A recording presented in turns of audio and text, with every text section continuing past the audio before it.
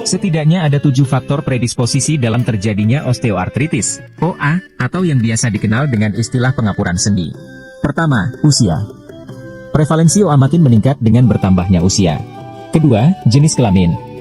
Frekuensi kemunculannya pada usia di bawah 45 tahun untuk laki-laki dan perempuan adalah sama, sedangkan di atas 50 tahun, lebih banyak dijumpai pada wanita. Wanita 2 kali lebih banyak terkena OA lutut dibanding pria. Ketiga, kegemukan. Sebagian besar penderita memiliki berat badan rata-rata di atas normal. Keempat, trauma. Pekerja yang banyak membebani sendi lutut, akan mempunyai risiko lebih besar dikenainya dibanding yang tidak banyak membebani lutut. Kelima, genetik. Keenam, penyakit endokrin. Hipotiroidisme dan diabetes melitus dapat memancing kemunculannya. Dan ketujuh, deposit pada rawan sendi, seperti pada hemokratomatosis, penyakit Wilson, okronosis. Pada penyakit yang jadi penyebab terbanyak kecacatan ini, menurut data Organisasi Kesehatan Dunia, WHO, diderita oleh 40% dari penduduk dunia yang berusia lebih dari 70 tahun terjadi kerusakan pada tulang rawan sendi akibat pengumpulan dan gesekan pada sendi dalam jangka waktu lama, bisa sampai puluhan tahun. Tulang rawan sendi merupakan komponen sendi yang melapisi ujung tulang dalam persendian, berfungsi sebagai bantalan dan peredam kejut apabila dua ruas tulang berbenturan saat sendi digerakkan. Terjadinya penurunan kadar proteoglikan, bahan pembentuk daya lenting tulang rawan, dan air, merupakan komponen matriks tulang rawan selain kolagen, serabut protein yang kuat pada jaringan ikat, dan unsur lainnya, karena proses destruksi melebihi proses produksinya, disebut-sebut sebagai awal mula terjadinya penyakit yang diderita oleh lebih dari 60 juta penduduk Amerika ini. Situasi tersebut akan menyebabkan permukaan tulang rawan menjadi lunak, hingga gampang menimbulkan retakan, membentuk rongga kecil.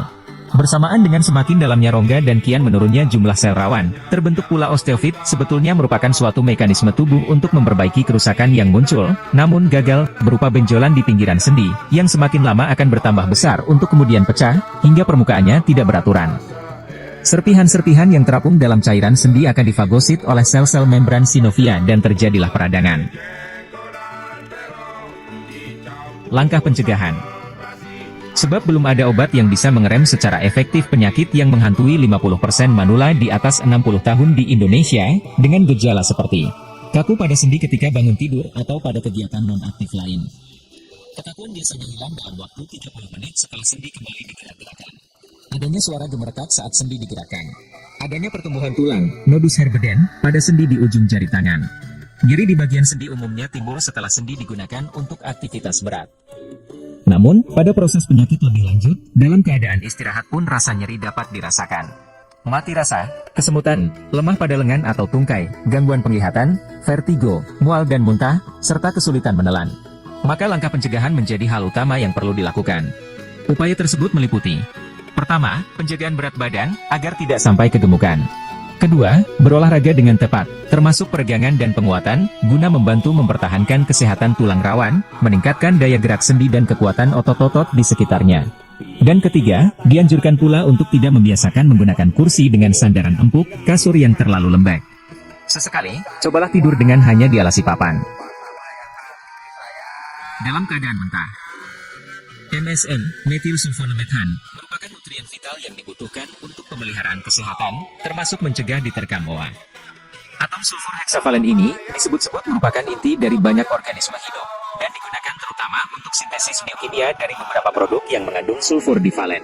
Dalam kapasitasnya sebagai bagian integral dari pemeliharaan struktur integritas jaringan konektif, kartilago, kuku, kulit, rambut dan beberapa enzim, hormon serta imunoglobulin, MSM bertindak sebagai donor sulfur, untuk memperbaiki dan memulihkan kerusakan ikatan disulfid kovalen, serta beberapa enzim kelompok sulfidral.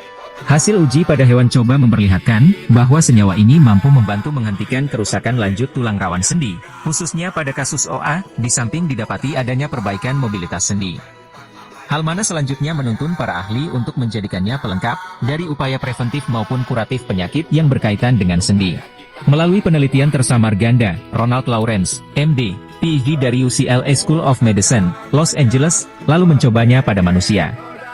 Hasilnya, sebanyak 82% pasien yang diberikan MSM melaporkan pengurangan nyeri yang cukup bermakna dibanding 18% lainnya yang disuguhi placebo. Karena MSM banyak terdapat dalam makanan kaya sulfur, maka untuk mendapatkannya, sebagai upaya preventif terjangkit penyakit yang kerap juga disebut penyakit pasca pensiun ini, sering-seringlah mengonsumsi kacang-kacangan, bawang putih, bawang merah, bawang bombay, gandum, dan sayuran bangsa kubis-kubisan dalam keadaan mentah. Sebab, hasil penelitian lain menunjukkan, MSM gampang rusak oleh pengolahan termasuk pemasakan.